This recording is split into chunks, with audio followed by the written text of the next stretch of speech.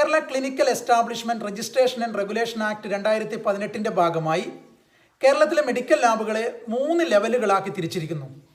ഇതിൽ ലെവൽ 2 ലാബുകളിൽ ഇനി മുതൽ ഒരു പെത്തോളജിസ്റ്റ് നിർബന്ധമായിട്ടും ഉണ്ടായിരിക്കണം. ലെവൽ 2 ലാബുകൾ എന്ന് പറയുമ്പോൾ നമ്മളൊക്കെ കരുതുന്നുണ്ടാവുക വലിയ വലിയ ഹോസ്പിറ്റലുകളിൽ അല്ലെങ്കിൽ ടൗണിലൊക്കെ കാണപ്പെടുന്ന വലിയ ലാബുകൾ ആയിരിക്കും എന്നാണ്. എന്നാൽ അങ്ങനെയല്ല. ഞാൻ ചില ഉദാഹരണങ്ങൾ പറയാം.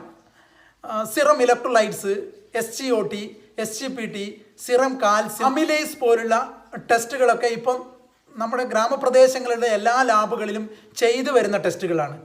എന്നാൽ ഇനി മുതൽ ലെവൽ 2 ലാബുകളിൽ മാത്രമേ ഇത്തരം ടെസ്റ്റുകൾ ചെയ്യാൻ കഴിയുള്ളൂ. അപ്പോൾ നിങ്ങൾക്ക് കാര്യം മനസ്സിലായി കാണും. ലെവൽ 2 ലാബുകൾ എന്നാൽ മീഡിയം ലെവൽ ലാബുകൾ എന്നാണ് അർത്ഥം.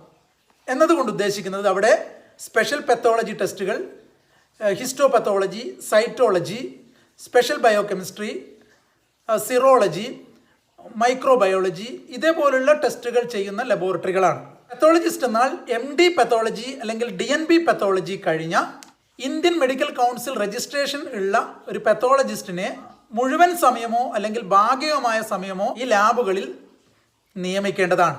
അതേസമയം ഹിസ്റ്റോപത്തോളജിയും സൈറ്റോളജിയും ബോൺമേറോ സ്റ്റഡിയും ഉൾപ്പെടെയുള്ള സ്പെഷ്യൽ പെത്തോളജി ടെസ്റ്റുകൾ ഒഴിവാക്കി നിർത്തിയാൽ ആ ലാബുകളിൽ നിന്നും നമുക്ക് പെത്തോളജിസ്റ്റിനെ ഒഴിവാക്കാനുള്ള പ്രൊവിഷനും കൂടെ ഉണ്ട്.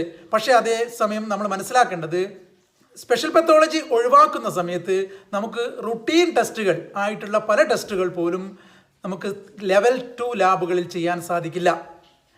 പ്രൈമറിയായ ലെവൽ 1 ലാബുകളിൽ ചെയ്യുന്ന ടെസ്റ്റുകൾ മാത്രമേ ലെവൽ 2 പെത്തോളജി ലാബുകളിലും ചെയ്യാൻ സാധിക്കൂ.